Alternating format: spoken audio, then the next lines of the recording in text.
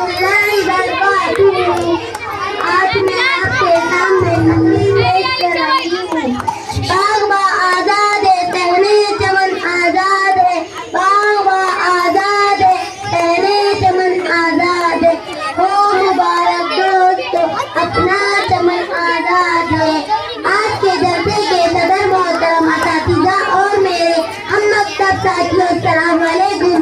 آج ہم سبھی یوم جمہوریہ کے موقع پر یہاں جمع ہوئے ہیں۔ یوم جمہوریہ ہندوستان کا قومی تہوار ہے۔ یہ ہر سال 26 جنوری کو منایا جاتا ہے۔ یہ ہمارے لیے فخر کا دن ہے۔ اس دن ہمارے ملک میں آئین نافذ ہوا تھا۔ 1950 سے یہ دن منایا جا رہا ہے۔ ہمارا ملک جمہوری ملک ہے۔ یہاں عوام کی حکومت ہے جو عوام کے لیے یعنی ہمارے بنائی گئی ہے۔ ہمیں اپنے عقیدے پر چلنے کی آزادی ہے، بات کرنے کی آزادی ہے، پہننے کھانے کی آزادی ہے۔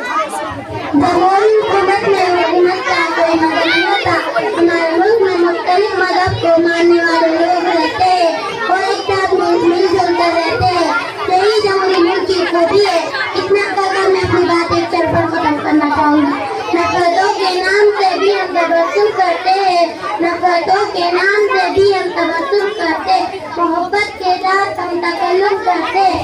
وہ وطن سے وفاداری کا ثبوت مانگتے ہیں، وہ وطن سے وفاداری کا ثبوت مانگتے۔ ہم تو خدا حافظ۔